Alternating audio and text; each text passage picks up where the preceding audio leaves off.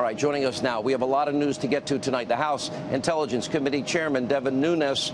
Mr. Chairman, good to see you. The first thing I want is your reaction to Rod Rosenstein. It's a two-part question. Did he threaten to subpoena the emails of you, other members of Congress, your staffs, and other documents because he had one of his temper tantrums and got angry? Well, Sean, it's great to see you live in Singapore. I think you should come home eventually, but I enjoy seeing you there. Listen, this has been going on since last August. We subpoenaed them last August. As you know, you've covered it every night on your show. We continue to try to get documents. We can't get documents. We've had many, what I would say, altercations with the Deputy Attorney General and his staff. What I think is inappropriate, I'm fine. I can take the heat. You can attack me all you want. I'm used to it. I enjoy it. However, when it comes to attacking staff and when staff feel uncomfortable, that's when you've gone too far. The staff are citizens of the United States who work hard for their country. They're patriots. They don't have the ability to come on television like I do and plead my case. So, look, the staff definitely have felt threatened. Just recently, the staff were all kicked out of the room. What people should be concerned about the most right now is obstruction of a valid congressional investigation by the Department of Justice. And let me explain to you just one point, and I'll go back to you, Sean. Just one simple point. We've been investigating this for a year and a half, FISA abuse and other matters. We now are at the end. We need documents to actually get to the bottom of what actually happened in this situation.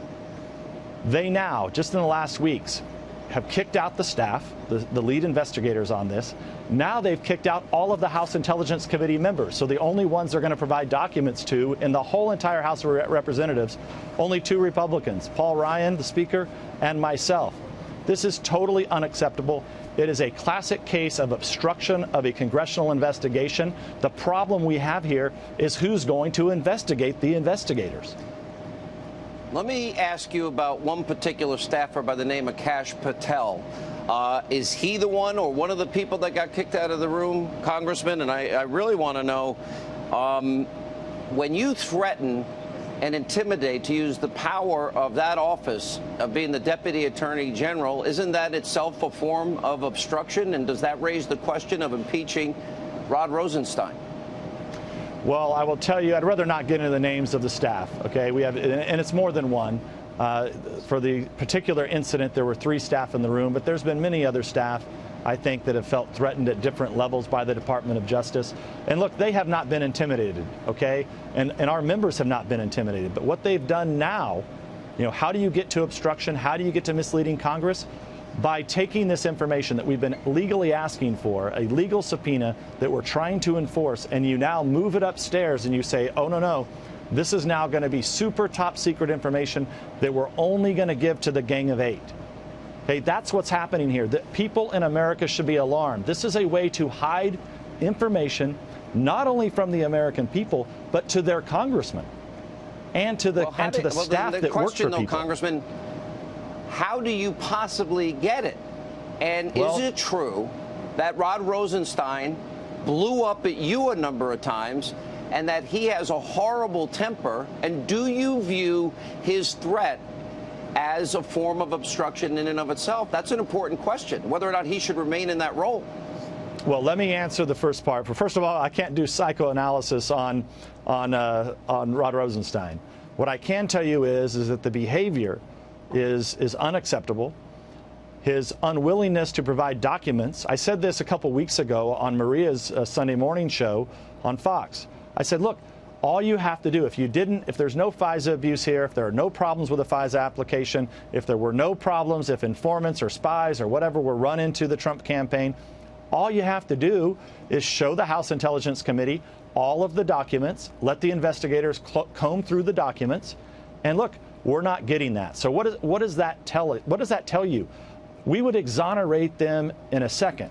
So, you know, where does this lead from here? Tomorrow, we have this IG report coming out. I think this is going to be the first step for America and the Department of Justice and the FBI to begin the healing process.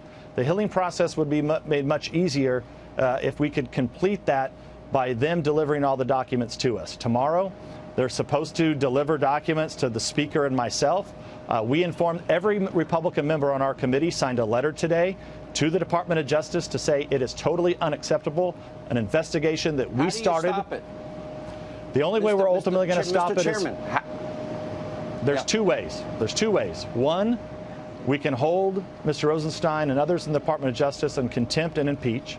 The other way would be for the President of the United States to demand them to order them to give us all the documents. Those are really the only two ways that we can get the documents. The President needs to hear this message. The President needs to hear this message. But are you willing to go, sir, as far as impeaching?